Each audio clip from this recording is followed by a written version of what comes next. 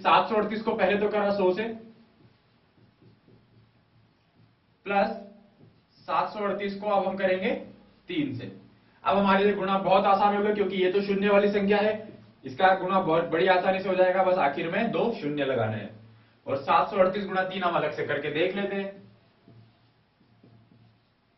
8 या 24 की 4 हासिल लगी 2, 3 तिया 9, 9 और 2 11 की 1 हासिल 1, 7 या 21 और 1 22, ये हुआ 2214। हमने 103 को तोड़ा 100 प्लस 3 में।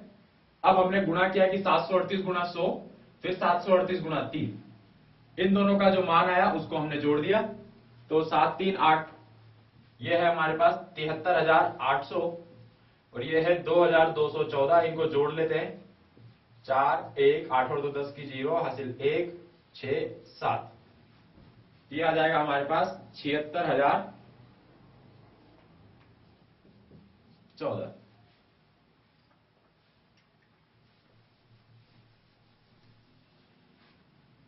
इसका उत्तर आ जाता है हमारे पास 76,014।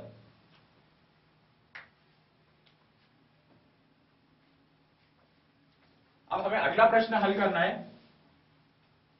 कि 258 गुणा 1008,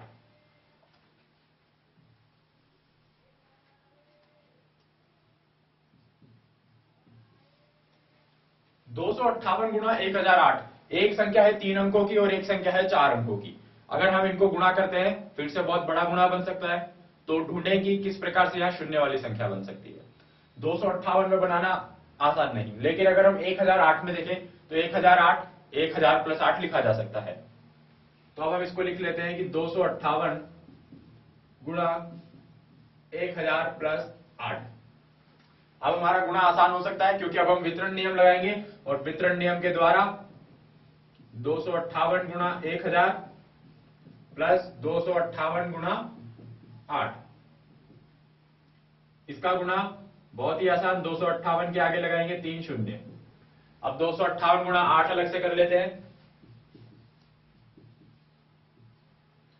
8 8 64 की 4 हासिल लगी 6, 8 5 40 और 6 46 की 6 हाथ लगी 4, 8 दूनी 16, 16 और 4 20, 2064।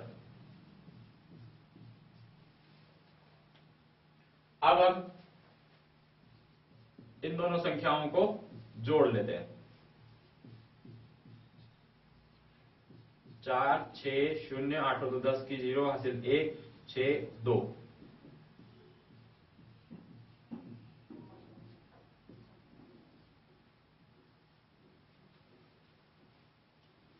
ये हमारे पास आ जाता है उत्तर। तो इन दोनों प्रश्नों में हमने देखा कि हमने यहां पर भी लगाया है वितरण नियम,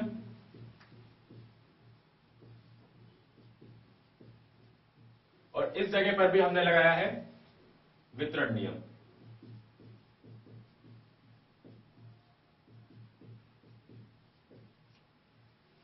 वितरण नियम कहता है कि इस संख्या को पहले कोष्टक की पहली संख्या से गुणा कीजिए, प्लस फिर इसी संख्या को कोष्टक की दूसरी संख्या से गुणा कीजिए। हम हमारे प्रश्न के अनुसार देख सकते हैं कि यदि हमें वितरण नियम इस तरीके से लगाना हो हम लगा सकते हैं, या पिछले प्रश्न की तरह हम वितरण नियम को उल्टा भी लगा सकते हैं। जैसा कि अगर हमें उसमें लगता है कि उसमें 0 वाली संख्या बन सकती है, उसमें फायदा है, तो आप वितरण नियम को उल्टा भी लगा सकते हैं या सीधा भी लगा सकते हैं।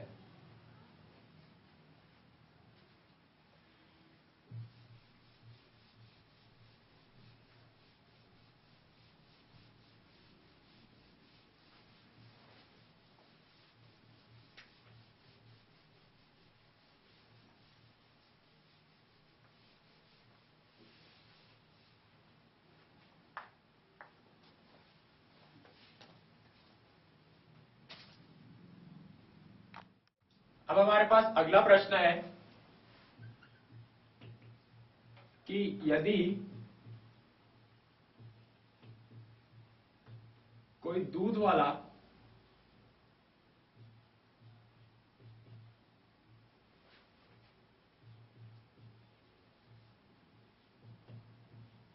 एक होटल में